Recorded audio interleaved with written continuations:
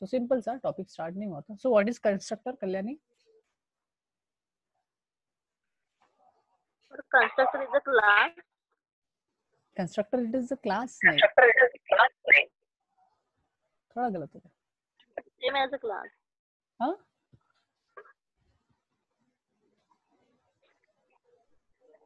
क्या? So Oh. constructor is same as a class. नहीं.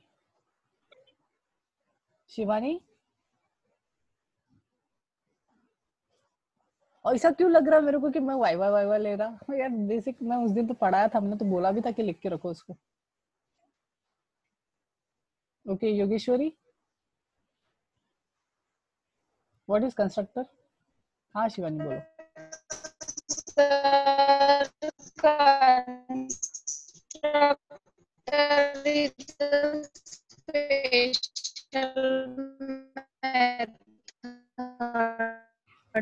जो भी बोला बहुत सही बोला. ठीक है. कुछ भी आवाज नहीं आ रही थी. नहीं, पर मेरे को सुनाई है, उसने बहुत करेक्ट पॉइंट बोला है. आंसर सही है उसका. हाँ शिवानी समझ गया आपकी. हाँ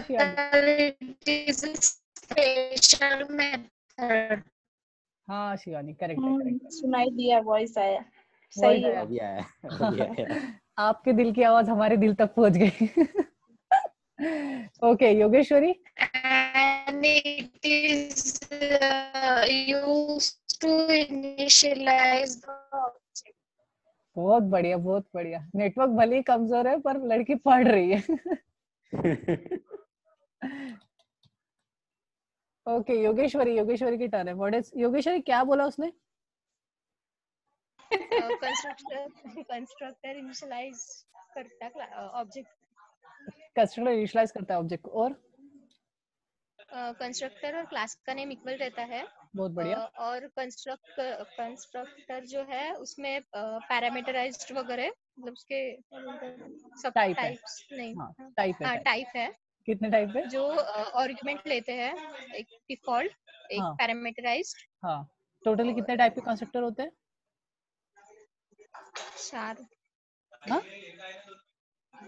4 होगा. कितने? 4 शायद. 4 नहीं यार, 4 नहीं है वो. 3 टाइप के, that is default constructor, parameterized constructor और कॉपी कंस्ट्रक्टर. कौन से है? डिफॉल्ट, पैरामीटराइज्ड और कॉपी. हाँ, बट जावा की अगर मैं बात करूँ तो जावा में 2 ही कंस्ट्रक्टर है. शिवानी ने सही आंसर दिया था. ठीक है. ओके. सो जावा में सिर्फ 2 ही कंस्ट्रक्टर है. तो 2. Hello sir. हाँ बोलो ना. अच्छा, वॉइस नहीं आ रहा था किसी को. अभी आ रहा है? हाँ. Okay, thank you.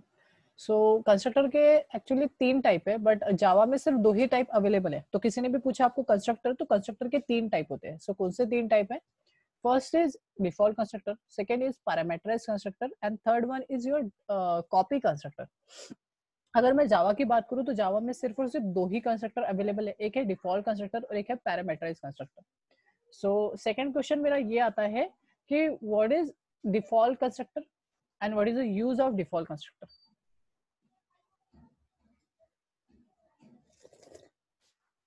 शुभम भी बताएगा पर चैट में. सर वो सिंपल, मतलब कुछ आर्गुमेंट नहीं लेता. हाँ, मतलब उसका जो अगर सिंटैक्स में देखोगे तो वो कोई आर्गुमेंट नहीं लेता, उसको बोला जाता है डिफॉल्ट कंस्ट्रक्टर. ठीक है, सही बात है. सही बात है. जिसको कोई आर्गुमेंट नहीं रहता उसको डिफॉल्ट कंस्ट्रक्टर बोलते हैं. ओके. सो हम क्या बोल सकते हैं, उसका डेफिनेशन क्या है? Default constructor it is used to initialize the default value to the object. मतलब ऑब्जेक्ट में अगर आपको कोई डिफॉल्ट वैल्यू डालनी है तो आप कौन सा कंस्ट्रक्टर यूज कर सकते हो? डिफॉल्ट कंस्ट्रक्टर यूज कर सकते हो. Second type of constructor is parameterized constructor. So what is the difference between parameterized constructor and default constructor? Then default constructor बताओ कि कैसे काम करता है.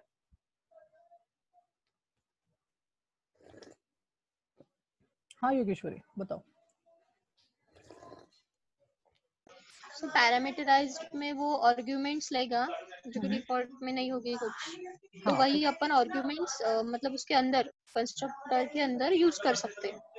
हाँ, मतलब जो पैरामीटराइज्ड में। पैरामीटराइज में, तो पैरामीटराइज कंस्ट्रक्टर, सो इसका डेफिनेशन याद रखो, parameterize constructor it is used to set a parameterize to set the user defined value. बहुत बढ़िया, सही सही, शिवानी ने मस्त डाली। So parameterize constructor it is used to set the user defined values to the object. मतलब देखो, डिफॉल्ट कंस्ट्रक्टर में डिफॉल्ट वैल्यूज जाएंगी, तो पैरामीटराइज कंस्ट्रक्टर में पैरामीटराइज वैल्यूज जाएंगी। तो ठीक है, उसका हमने एग्जांपल देखे थे। ओके, ये सही है, दोनों चीजें आपने सही बताई। तो यहाँ पे मैं पैरामीटराइज कंस्ट्रक्टर और डिफॉल्ट कंस्ट्रक्टर फिर से रिपीट नहीं करूंगा, करेक्ट है, सब चीजें सही है। तो हम क्या करते हैं, उसके आगे चलते हैं। और ये देखिए, ये वही वाला था, ये है आपका डिफॉल्ट कंस्ट्रक्टर, जहाँ पे हमने क्या किए थे, डिफॉल्ट वैल्यू सेट करी थी। And second is your parameterize constructor, जहाँ पे पैरामीटराइज वैल्यू सेट की थी। आपको मैंने एक प्रोग्राम, मैंने क्या प्रोजेक्ट दिया था, बोल सकता हूँ मैंने, प्रोजेक्ट का नाम क्या रखा था पता नहीं। सो एक प्रोजेक्ट दिया था जिसमें स्टूडेंट मैनेजमेंट सिस्टम वाला था, और मैंने आपको भी वही सेम चीज दिया था कि स्टूडेंट मैनेजमेंट सिस्टम बनाना है। सो ये है शायद उसका, ये है क्या, ओके, एंड स्टूडेंट, नहीं ये वाला नहीं है, पता नहीं किस नेम से, हाँ ये है शायद student manage, yes this one, okay closure. And ये जो है, इसमें हमने पैरामीटराइज कंस्ट्रक्टर वगैरह वगैरह कोई भी चीज यूज नहीं की है। तो देखिए, मैं यहाँ पे मैं आपको एक्चुअल में यूज करके दिखाता हूँ कि किस तरीके से पैरामीटराइज कंस्ट्रक्टर काम करता है। ठीक है, जैसे यहाँ पे क्या हो रहा है, हमने क्या किया, ऑब्जेक्ट बनाए, ऑब्जेक्ट बनाने के टाइम हमने क्या किए थे, गेट डेटा मेथड को कॉल किए थे। अब ये गेट डेटा मेथड क्या है, इतने दिनों से हमने तो देखा ही नहीं सर। सो गेट डेटा मेथड क्या है, गेट डेटा मेथड से हम क्या करते थे, यूजर से वैल्यू गेट करते थे, है ना, यूजर से वैल्यू गेट करके उस ऑब्जेक्ट में डालते थे। तो ये क्या हो गया, एक स्टेप एक्स्ट्रा हो गई। अब इस एक स्टेप को मैं क्या कर सकता हूँ, उसी में रख सकता हूँ। ठीक है, तो यहाँ पे मैं एक तो डिफॉल्ट कंस्ट्रक्टर का भी यूज कर सकता हूँ और पैरामीटराइज कंस्ट्रक्टर का भी यूज कर सकता हूँ। मैं क्या चाहता हूँ, ये जो दो स्टेटमेंट है इनको गायब करना चाहता हूँ, सिर्फ और सिर्फ एक ही स्टेटमेंट रखना है मुझे। तो क्या कर सकता हूँ, मैं ये चीज को गायब करके किसके अंदर डाल सकता हूँ, मेरे कंस्ट्रक्टर के अंदर। तो कैसे करेंगे सर, उसके लिए कुछ नहीं करेंगे, ये जो मेथड है गेट डेटा, गेट डेटा को यहाँ से निकाल के हम इसके जगह पे बना देंगे कंस्ट्रक्टर। तो कंस्ट्रक्टर कैसे बनाते हैं सर, क्लास का नाम और फंक्शन का नाम शुड बी, सॉरी मेथड का नाम शुड बी सेम। तो ये देखिए, ये दोनों का नाम क्या रख दिया मैंने, सेम। सर उसके सामने कोई रिटर्न टाइप नहीं होता, पर जो हमारा कंस्ट्रक्टर होता है वो it should be public, because बाहर से भी वो एक्सेस होना चाहिए। तो वो क्या होना चाहिए, पब्लिक होना चाहिए। थोड़ा लोड ले रहा है पीछे,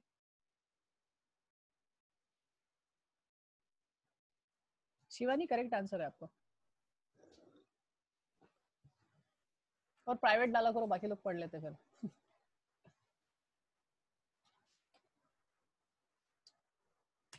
ठीक है, तो ये पब्लिक होना चाहिए, तो कंस्ट्रक्टर जो होता है वो पब्लिक होना चाहिए। और अब हमें पता है कंस्ट्रक्टर, एक पॉइंट आपने सभी ने छोड़ा, कंस्ट्रक्टर इज ऑटोमेटिकली इन्वोक, उसको कॉल करने की जरूरत नहीं होती। जैसे यहाँ पे जो गेट डेटा था, उसे हमें क्या करना पड़ता था, हमारे मेथड में उसको कॉल करना पड़ता था। सर कॉल मतलब डॉट ऑपरेटर का यूज करके उस फंक्शन का नाम लिखना। जबकि कंस्ट्रक्टर को कॉल करने की जरूरत नहीं होती, कंस्ट्रक्टर ऑटोमेटिकली कॉल होता है जब उसका ऑब्जेक्ट बनता है। मतलब क्या होगा, जैसे जैसे ऑब्जेक्ट बनेगा हर एक इंडेक्स के लिए, वैसे वैसे ये कॉल होते जाएगा ऑटोमेटिकली। मुझे कॉल करने की जरूरत नहीं है, कंस्ट्रक्टर ऑटोमेटिकली कॉल होता है जब ऑब्जेक्ट बनता है। सर ऐसे कैसे कैसे, तो देखिए यहाँ पे देखिए न्यू कीवर्ड आ रहा है, और न्यू कीवर्ड के पीछे में क्या है, कंस्ट्रक्टर है ना, तो इसको कॉल करने की जरूरत नहीं होती। ऑब्जेक्ट जब बनाते हैं तो कंस्ट्रक्टर लिखना ही पड़ता है, एंड कंस्ट्रक्टर फिर ऑटोमेटिकली कॉल होता है, वहां पे किसी को कॉल करने की जरूरत नहीं होती। तो यहाँ पे देखो मैंने मेथड डिलीट कर दी, बिकॉज ये काम अभी कौन करेगा, मेरा कंस्ट्रक्टर करेगा। अभी ये जो है स्टूडेंट 1 स्टूडेंट 2 स्टूडेंट 3, इसको मेरे को ऊपर लिखना पड़ेगा, बिकॉज पहले डेटा लेना नहीं है, पहले बताना है कि हाँ स्टूडेंट 1 का डेटा ले रहा हूँ, देन फिर ये। अब मैं ये नहीं चाहता कि यार ये स्टेटमेंट भी यहाँ पे रहे, मैं चाहता हूँ कि ये स्टेटमेंट भी जो है इकलौती एक स्टेटमेंट, ये भी क्या कहाँ चले जाए, स्टूडेंट के अंदर, मतलब ही मेरे कंस्ट्रक्टर के अंदर। तो मैं क्या कर रहा हूँ, इस चीज को मैं यहाँ से कट कर रहा हूँ और मैं इसको उठा के इसके अंदर लेके आया। बट जब मैंने यहाँ पे डाला तो वहां पे वो एरर दे रहा है कि यार आई यहाँ पे अवेलेबल नहीं है, आई दिख नहीं रहा है। तो मैं क्या कर रहा हूँ, इस डिफॉल्ट कंस्ट्रक्टर को कन्वर्ट कर रहा हूँ पैरामीटराइज में। मतलब मेरा जो कंस्ट्रक्टर है वो एक आर्गुमेंट लेगा, और वो आर्गुमेंट को मैं क्या कर दूंगा, यहाँ पे डाल दूंगा। मतलब जो भी चीज आई में आएंगी वही चीज को हम क्या कर देंगे, +1 कर देंगे, जो पुराना वाला फंडा है वही वाला। अगर मैं ऐसा करता हूँ तो क्या होता है, अगर आपने एक भी कंस्ट्रक्टर बनाया है तो डिफॉल्ट कंस्ट्रक्टर हमारा क्लास बना के नहीं देता, मतलब ये जेवीएम हमारा डिफॉल्ट कंस्ट्रक्टर बना के नहीं देगा। अगर आप एक भी कंस्ट्रक्टर मत बनाओ तो डिफॉल्ट कंस्ट्रक्टर बना के देता है, बट अगर आपने एक भी कंस्ट्रक्टर बनाया है तो हमारा जेवीएम कोई भी कंस्ट्रक्टर नहीं बनाएगा, आपको ही बनाना पड़ेगा। तो यहाँ पे डिफॉल्ट कंस्ट्रक्टर नहीं है, हमारा पैरामीटराइज्ड कंस्ट्रक्टर है, तो यहाँ पे मुझे वैल्यूज पास करना पड़ेगा। तो यहाँ पे मैंने आई को पास कर दिया, क्योंकि आई फर्स्ट टाइम जब फर्स्ट स्टूडेंट रहेगा तो 0 जाएगा, तो 0 इस आई में आएगा, और 0+1 तो ये क्या हो जाएगा 1 प्रिंट करेगा। और सेम फंडा चलेगा, सेकंड टाइम आई की वैल्यू 1 हो जाएगी उस साइड में, तो यहाँ पे भी 1 आएंगे, देन 1+1 2। तो नॉर्मली जैसा ऑपरेशन चल रहा था वैसे ही ऑपरेशन चलेगा। तो देखिए यहाँ पे मैंने और एक थोड़ा सा कोड को छोटा कर दिया, जो 2 लाइन ऑफ कोड था उसको कन्वर्ट करके 1 लाइन ऑफ कोड में मैंने लेके आ गया। एक बार मैं रन करके सिर्फ और सिर्फ दिखा रहा हूँ, सिर्फ गेटिंग वाला, क्योंकि हमने गेट में ही चेंजेस किए, बाकी में चेंजेस नहीं किए। सो वेट, ये लोड हो रहा है। सर आपका आवाज थोड़ा कम आ रहा है। आवाज कम आ रहा है? हाँ नहीं सर, नॉर्मल है। हेलो, उनको नेटवर्क प्रॉब्लम होगा। नहीं सर, नॉर्मल है आपका, ठीक है। शुभम ने भी बोला। नहीं सर, उन लोगों का नेटवर्क प्रॉब्लम होगा। बहुत क्लियर है, कुछ भी प्रॉब्लम नहीं आ रहा, वॉइस सही आ रही। शिवानी भी बोली कम है।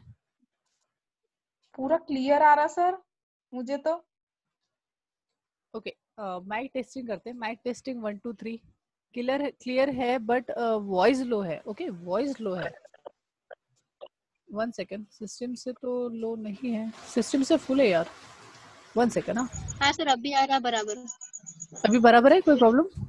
हाँ हाँ, नहीं ओके ठीक है, थैंक यू अभी आ रही है। ओके ओके ओके ओके, ठीक है, सबने रिप्लाई दे दिया। सो यहाँ पे हम फिर से बस टेस्ट कर रहे हैं। सो नंबर ऑफ स्टूडेंट तो मैं ज्यादा नहीं ले रहा हूँ, 2 student and 1 for add, and you can सी मेरा चालू हो गया, जो नॉर्मल प्रोसेस था वैसे ही ये काम कर रहा है। So 101 and name Ram and paper 1 10 10 and 10, then student 2, क्योंकि 2 स्टूडेंट का किया था, 102 and name suppose Shyam sorry 20 and 20 and 20, and you can see हमारा डेटा रिकॉर्ड सेव हो गया है। शो करने के लिए मैं सिंपली 2 डालूंगा यहाँ पे, तो सिंपली मैंने डाल दिया 2 एंड यू कैन सी मेरा जो डेटा है 2 स्टूडेंट का डेटा वो यहाँ पे प्रिंट हुआ है। देन अगर मैं बात करूँ रिजल्ट की, अगर मुझे रिजल्ट शो करना है तो मैं यहाँ पे कर दूंगा 3 एंड यहाँ पे रोल नंबर पूछ रहा है। सो 101 का हमें देखना है and you can C 101 available था, तो उसने उसका रिजल्ट दे दिया, that is 10 10 10, that is 30 and खत्म हो गया। अब इसको एग्जिट करना है, सो यहाँ पे 0 करके मेरा एंड कर दिया। So thank you for using my app, and यहाँ पे वो एप्लीकेशन खत्म हो गया। यहाँ पे कभी भी कुछ भी यूजर की इनपुट्स नहीं लेगा, मैं कीबोर्ड पे कुछ भी दबा लूँ तो भी यहाँ पे इनपुट नहीं लेगा। तो चलिए, हमने कंस्ट्रक्टर तो देख लिया। So constructor, what is constructor? Constructor it is a special method that is used to initialize the object. अगर आपने डेफिनेशन नहीं लिखा होगा तो अभी भी टाइम है, अभी भी डेफिनेशन लिख लो। Constructor it is a special method. Sir special क्यों? स्पेशल इसलिए क्योंकि उसका नाम जो है वो सेम होता है क्लास नेम के जैसा। So that is nothing but this. Class का नाम अगर स्टूडेंट है तो कंस्ट्रक्टर का भी नाम स्टूडेंट रहेगा, ठीक है। And it is use to initialize the object. Object को किस लिए यूज होता है? ऑब्जेक्ट में डेटा इनिशियलाइज करने के लिए यूज होता है, क्योंकि जब ऑब्जेक्ट बनता है तो उसमें कोई भी डेटा नहीं होता, बाद में हमें क्या करना पड़ता है, उसमें डेटा डालना पड़ता है। तो जैसे यहाँ पे हम एस बना रहे हैं, एस में डेटा नहीं होता है स्टार्टिंग में, पर हम क्या करते हैं, कंस्ट्रक्टर का यूज करके उसमें डेटा डंप किया जाता है। So constructor it is a special method that is used to initialize the object and it has 2 type. कौन से 2 टाइप है? First one is your default constructor and second one is your parameterized constructor. अगर मैं total constructor की बात करूँ तो there are 3 constructor, default constructor, parameterized constructor and copy constructor. But अगर मैं जावा की बात करूँ तो वहाँ पे 2 ही कंस्ट्रक्टर है, default and parameterized. Copy constructor C++ में था बट यहाँ पे जावा में नहीं है। अब जावा में इसलिए नहीं है क्योंकि कॉपी कंस्ट्रक्टर का जो काम है क्लोनिंग करने का, वो काम करता है क्लोनिंग मेथड, जो कि ऑब्जेक्ट क्लास के अंदर के। सर ऑब्जेक्ट क्लास मतलब एक क्लास है जिसका नाम ही ऑब्जेक्ट है। अच्छा, मतलब एक क्लास है, जैसे यहाँ पे टेस्ट करके क्लास है ना, वैसे एक क्लास है जिसका नाम ही क्या है? ऑब्जेक्ट। जिसका नाम ही क्या है? ऑब्जेक्ट, ठीक है। ऐसी एक क्लास है जिसके अंदर एक मेथड है, उसका नाम है क्लोन मेथड। वो काम करती है एग्जैक्टली कॉपी कंस्ट्रक्टर के जैसे। अब कॉपी कंस्ट्रक्टर का काम क्या था सर? कॉपी कंस्ट्रक्टर का काम था कि अगर एक ऑब्जेक्ट में कुछ डेटा है और सिमिलर ऑब्जेक्ट एक नया बनाना है और उसमें भी सेम डेटा चाहिए, तो वो क्या होना चाहिए? दोनों ऑब्जेक्ट में सेम डेटा होना चाहिए। तो अगर ऐसी कोई सिचुएशन होती है तो उस टाइम हम क्लोनिंग मैकेनिज्म को यूज किया जाता है, जब हम ऑब्जेक्ट की क्लोनिंग करते हैं। सर कॉपी में कुछ प्रॉब्लम थी क्या? यस, कॉपी में प्रॉब्लम थी, क्योंकि कॉपी करना मतलब क्या करना? दोनों ऑब्जेक्ट को क्रिएट करना, क्रिएट करने का क्या करना, पहले ऑब्जेक्ट का डेटा दूसरे ऑब्जेक्ट में डंप करना। अब इसमें जाता है टाइम ज्यादा, पर जब आप क्लोनिंग करोगे तो क्लोनिंग मैकेनिज्म में ऑटोमेटिकली क्या होता है, ऑब्जेक्ट क्रिएट होता है, यहाँ पे मेमोरी वगैरह ढूंढता नहीं है वो, और खुद ही कर लेता है। तो ये चीज इजी होती है एज कम्पेयर टू नॉर्मल वाला। ठीक है, तो ये हमें याद रखना चाहिए कि क्लोनिंग मेथड है, किसका अल्टरनेटिव है, कॉपी कंस्ट्रक्टर का। तो ये था हमारा कंस्ट्रक्टर वाला टॉपिक। गुड, काफी चीजें याद थी, जो चीजें आपको याद नहीं थी उसको अभी नोट कर लो, एंड हम चलते हैं नेक्स्ट टॉपिक पे, बिकॉज मैं इंटरव्यू के टाइम में पूछूंगा। इस मंथ के 20 तारीख तक मे बी मैं कंप्लीट कर दूंगा। So no more gaps, no more breaking of sessions. ठीक है, अभी आपका चल रहा होगा यार, ये तो अभी तक तो हम यहीं पे है। कितने पे, डे 4 या डे 5 पे कुछ है अपन, नहीं 7 पे, डे 7 पे है, तो इतने जल्दी हो जाएगा? तो यस हो जाएगा, बिकॉज यही स्टार्टिंग के टॉपिक्स थोड़े से लेंदी जाते हैं, बट इसके बाद के जितने भी टॉपिक्स है वो बहुत ज्यादा इजी जाएंगे। So that is constructor. ठीक है, ये होता है कंस्ट्रक्टर। क्वेश्चन आपके सामने है, मैं क्वेश्चन ओपन करके दे रहा हूँ। सो यहाँ पे सिंपल क्वेश्चन है, what is the purpose of default constructor? तो क्या है डिफॉल्ट कंस्ट्रक्टर का purpose? It is used to set the default value to the object. अगर मैं इसको स्लाइड करके बता दूं, the default constructor is provide the default value to the object, that is like a zero, null या फिर etc depending upon the data type. हाँ, example of default constructor तो यहाँ पे उसने बना के भी दिखा दिया। तो ये हो गया default constructor. Can constructor perform the other task instant of initialising? क्योंकि कंस्ट्रक्टर का यूज किस लिए किया जाता है, इनिशियलाइजिंग के लिए। तो वो पूछ रहा है कि कंस्ट्रक्टर को यूज कर सकते हैं नॉर्मल मेथड की तरह दूसरी जैसी? तो आंसर है यस, बिकॉज हम उसके अंदर जो चाहे मन चाहा कोड लिख सकते हैं और वो एग्जीक्यूट होगा जब ऑब्जेक्ट क्रिएट होगा। Yes, like object creation, object create, अरे यार ये क्यों बड़ा हो गया, अरे एक minute. Okay, so object creation starting A thread, calling the method, मतलब आपको जो जो करना है सारी चीजें आप क्या कर सकते हो, कंस्ट्रक्टर के थ्रू कर सकते हो। You can perform any operation in the constructor as you perform in the method. जो भी काम आप मेथड के थ्रू कर सकते हो वो सारी चीजें आप कंस्ट्रक्टर के थ्रू कर सकते हो, कोई प्रॉब्लम नहीं है। ओके, तो ये था कंस्ट्रक्टर वाला। देन सेकंड है, बाकी जो है वो उसके क्या बोल सकते हैं अपन, ये उसके प्रोग्राम्स है। ठीक है, आप चाहते हो सैंपल प्रोग्राम तो मैं आपको इसमें दे दूंगा व्हाट्सएप पे। देन उसके बाद है हमारा डे 8 है दिस कीवर्ड। कौन सा कीवर्ड है? दिस। हम दिस कीवर्ड पढ़ने वाले। So let's start. So what is this?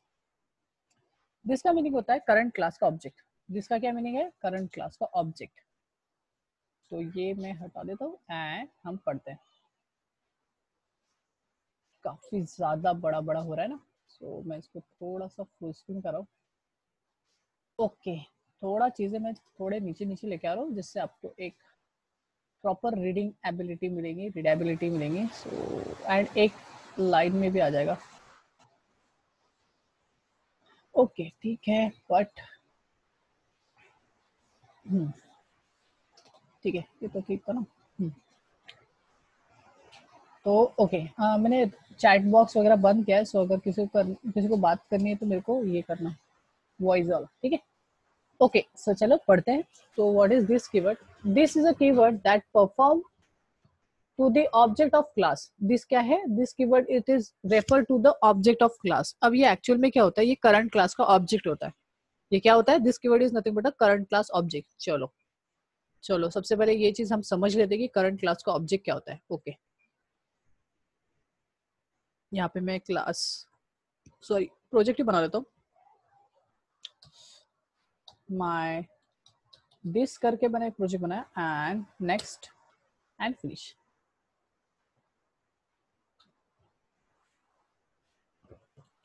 Second हम फटाक से क्लास बना देते हैं।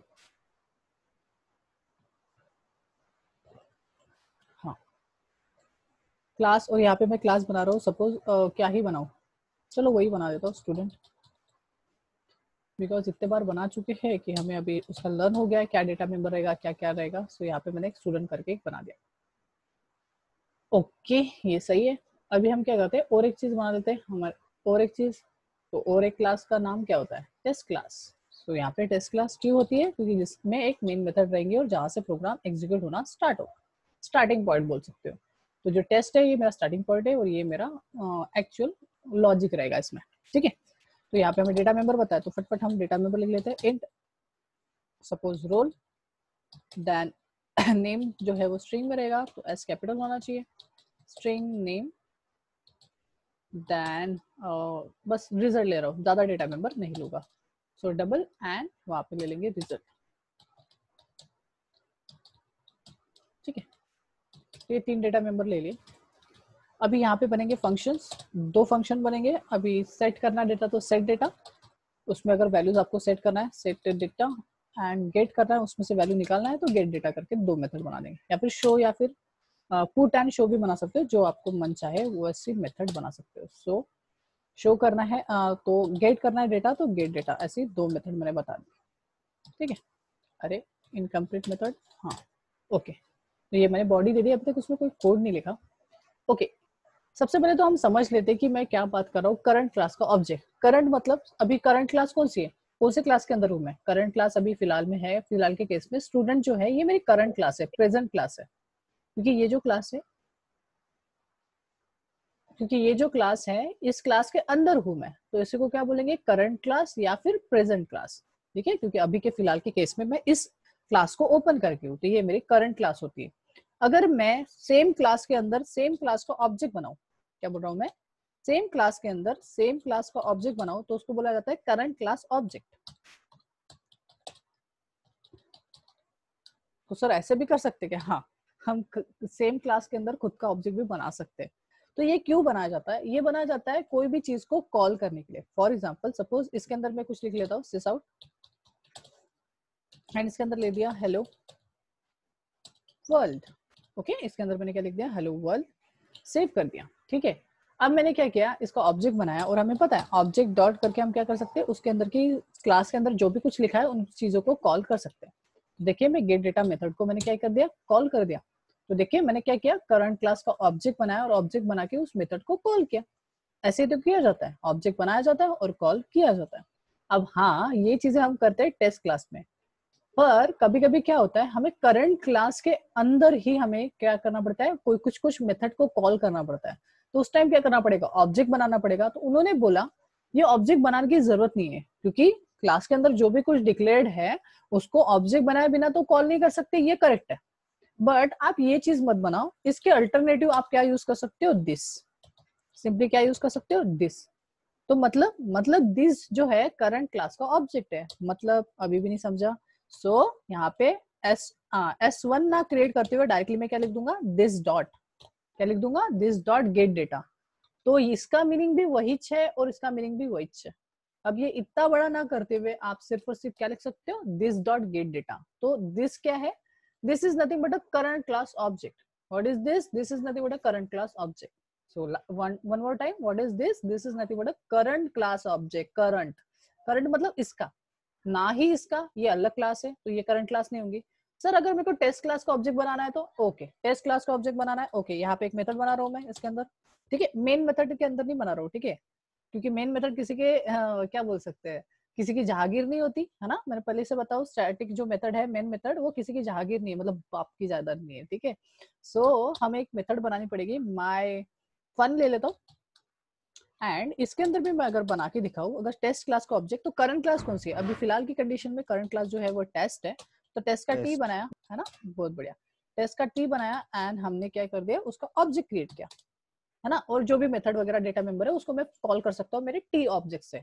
बट इस सिचुएशन को मैं नॉर्मली क्या करके यूज कर सकता हूँ, दिस, ऊपर का और नीचे का एज इट इज सेम है, दोनों चीजें एक ही काम कर रही है। वो भी करंट क्लास का ऑब्जेक्ट है, कौन सा, जो ये है ये भी करंट क्लास का ऑब्जेक्ट है, और ये भी जो है वो करंट क्लास का ऑब्जेक्ट है।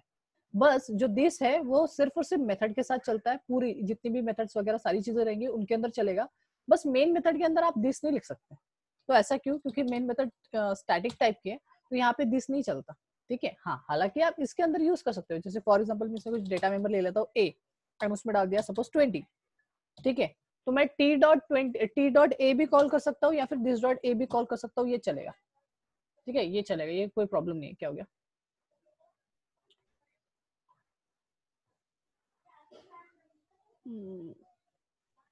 एक मिनट, अच्छा हाँ, कर क्या रहा हूँ, कुछ भी तो नहीं कर रहा हूँ ना, असाइन करना है, कुछ करना है, कुछ तो करना पड़ेगा, ठीक है।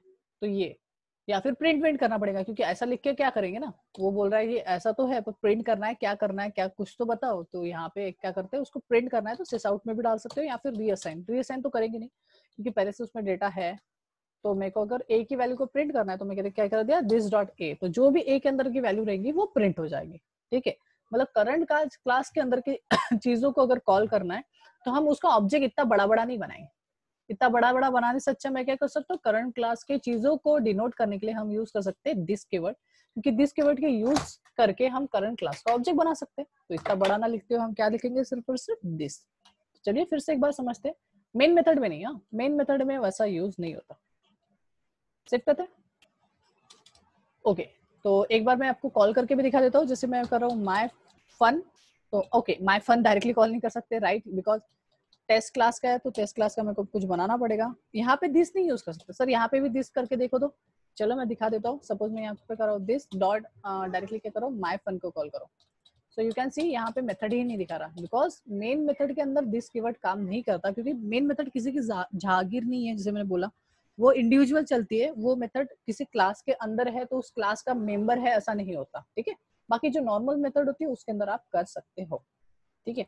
तो यहाँ पे मैंने कर दिया फन, तो ये ऐसा काम नहीं करेगा। तो सर क्या करना पड़ेगा, यहाँ पे एक्चुअल में ऑब्जेक्ट बनाना पड़ेगा, दैट इज टेस्ट, ठीक है, क्योंकि वो करंट क्लास नहीं मानता। भले ही main method, sir main method भी तो करंट क्लास के अंदर ही है, यस, बट वो करंट क्लास का क्या है, मेंबर नहीं है वो, क्योंकि स्टैटिक लगने की वजह से वो उसका मेंबर नहीं रहता। हाँ, विदाउट स्टैटिक वाले रहेंगे मेंबर। तो यहाँ पे क्या करना पड़ेगा, मैन्युअली आपको ऑब्जेक्ट बनाना पड़ेगा। ऑब्जेक्ट बना के फिर आप टी को कॉल कर सकते हो, सॉरी मतलब माय फन को कॉल कर सकते हो। एंड यू कैन सी यहाँ पे मैंने क्या किया, दिस डॉट ए किया, मतलब करंट क्लास के ए को कॉल किया।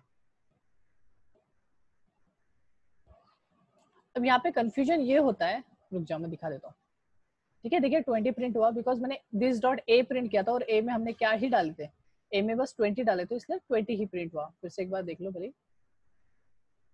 ठीक है, आंसर इज 20। अब यहाँ पे कंफ्यूजन ये होता है स्टूडेंट को, सर मैंने 20 नहीं लगाया तो क्या होगा, कुछ नहीं होगा, 20 ही प्रिंट होगा। अरे सर फिर 20 ही प्रिंट होने वाला था, मैं दिस लगाऊं या नहीं लगाऊं तो भी 20, तो फिर हम दिस क्यों लगाएंगे। देखिए आंसर में दिखा देता हूँ, देखिए आंसर दिखा दिया मैंने 20, तो फिर सर मैं दिस क्यों लगाऊं, है ना, क्वेश्चन तो यही है, दिस क्यों लगाओ। तो वहां पे बाय डिफॉल्ट दिस है, तो आप लगाओ या फिर नहीं लगाओ उससे कोई फर्क नहीं पड़ता। तो सर फिर मतलब क्या है दिस कीवर्ड का, सही बात है, बहुत बढ़िया। अरे यार सही बात है कि फिर मतलब क्या है। तो देखिए मैं इस फंक्शन के अंदर मैं डिक्लेयर कर रहा हूँ एक ए वेरिएबल, ठीक है। अब ए वेरिएबल को सेव कर दिया। अभी आप बताइए कि कौन सा वाला प्रिंट होगा, 10 या 20? 10 रुक रे उनको बताने दे, सॉरी शुभम, तेरे को आता है, मेरे को पता है, रुक जा तू थोड़ा। सो यहाँ पे आंसर उसने लीक कर दिया, तो हम अभी आगे चलेंगे। तो यहाँ पे जो आंसर आएगा वो 10 आएगा। अब वो इसका आंसर 10 कैसे, तो यहाँ पे उसने डायरेक्टली देखा कि देखो ये भी ब्लैक है एंड ये भी ब्लैक है, जबकि मेरे जो क्लास के अंदर जो इंस्टेंस वेरिएबल्स बनाए जाते हैं वो होते हैं ब्लू कलर के। तो यहाँ पे देखिए ये है। और अब हमेशा याद रखना कि अगर कोई फंक्शन के अंदर वेरिएबल है तो उसका स्कोप ज्यादा होता है, मतलब इसका स्कोप यहाँ पे ज्यादा है। अगर मैं प्रिंट कराऊंगा ना, तो जैसे शुभम ने बोला 10 आएगा, so really answer is 10। But sir अगर मेरे को वो 20 चाहिए, तो मैंने तो बताया 20 अगर एक्सेस करना है तो आपको क्या बताना पड़ेगा, करंट क्लास के अंदर के, हाँ दिस। तो दिस लगाने की वजह से क्या हो जाता है, करंट क्लास के अंदर का जो वेरिएबल होता है वो एक्सेस होता है, ठीक है। अगर आप दिस नहीं लगाओगे तो बाय डिफॉल्ट फंक्शन में जो भी वेरिएबल है वो एक्सेस होगा, ठीक है। समझा कि नहीं समझा? तो दिस का मतलब क्या है, दिस का मतलब है करंट क्लास के अंदर जो भी चीजें प्रेजेंट है उसको आप एक्सेस कर सकते हो। और करंट क्लास के अंदर, मतलब सॉरी, क्लास के अंदर जो भी चीजें डिक्लेयर होती है वो सिर्फ और सिर्फ कौन एक्सेस कर सकता है, उसी क्लास का ऑब्जेक्ट। अगर ऑब्जेक्ट नहीं है उस क्लास का तो वो एक्सेस नहीं कर सकता। तो सेम चीज यहाँ पे दिस भी वैसा ही काम कर रहा है। तो ये क्या है, करंट क्लास का ऑब्जेक्ट है, करंट। मैं दिस से स्टूडेंट क्लास के ए को नहीं एक्सेस कर सकता, रोल नंबर को नहीं एक्सेस कर सकता, क्योंकि दिस का काम क्या है, सिर्फ और सिर्फ करंट क्लास के डेटा मेंबर और सारी चीजों को एक्सेस करने का, ठीक है। तो ये चीज होता है दिस का यूज। अब ये सिर्फ इकलौता एक यूज नहीं है, तो चलो देखते हैं एक्चुअल यूज। तो ये तो मैंने सिर्फ समझाने के लिए बताया। ओके, तो यहाँ पे देखिए मैं क्या कर रहा हूँ, मैं यहाँ पे गेट डेटा अभी के लिए ये हटा देता हूँ, ठीक है। करंट क्लास के ऑब्जेक्ट से आप जैसे मैंने ये मेथड को कॉल करा वहाँ पे डेटा मेंबर दिखाया और आप मेथड को भी कॉल कर सकते हो, ये भी एक यूज है, ठीक है। तो चलो यहाँ पे हम एक बार वो स्टूडेंट वाला भी देख लेते हैं।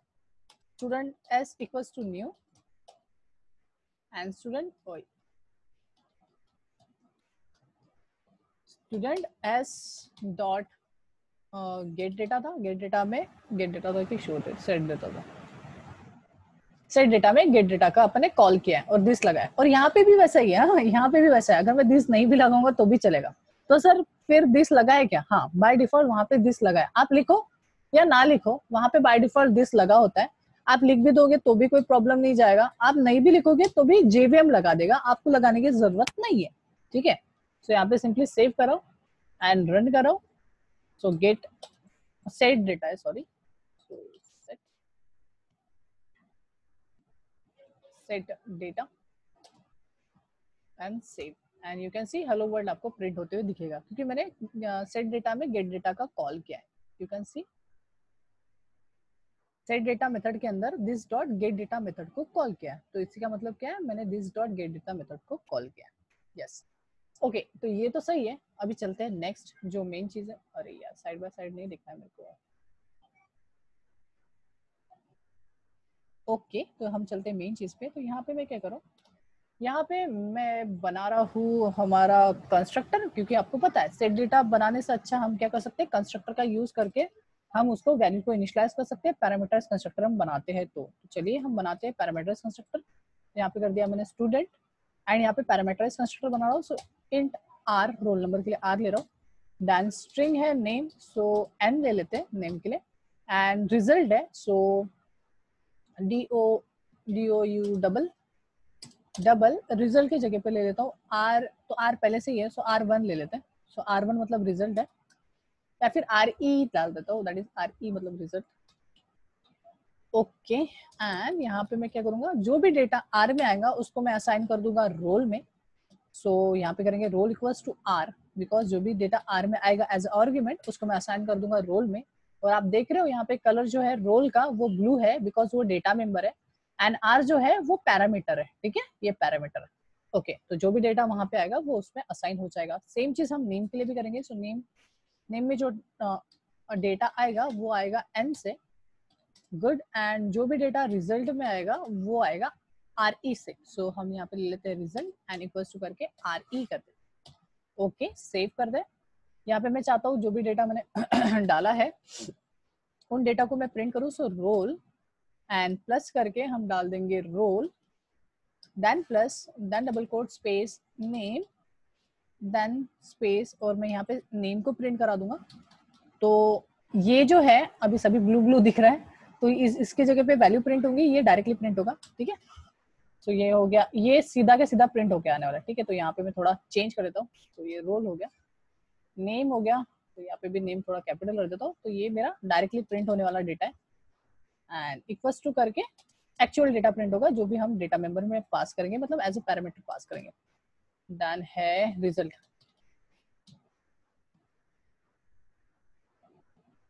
ओके, रिजल्ट, देन स्पेस, और अभी मैं एकदम उस साइड में नहीं भागता, मैं इंटर कर लेता हूँ, एंड इंटर करने के बाद यहाँ पे मुझे रिजल्ट स्पेल गलत होगी क्या? हाँ ठीक है, पर आपको पता है ना वो चीज जो है वो डायरेक्टली प्रिंट होके आएंगी, उसका कोई लेना देना नहीं है, प्रोग्राम पे कोई भी इफेक्ट नहीं पड़ेगा, बस स्पेल गलत हो गया, बाकी कुछ नहीं, ठीक है। तो चलिए उसको वैसा ही छोड़ रहा हूँ मैं।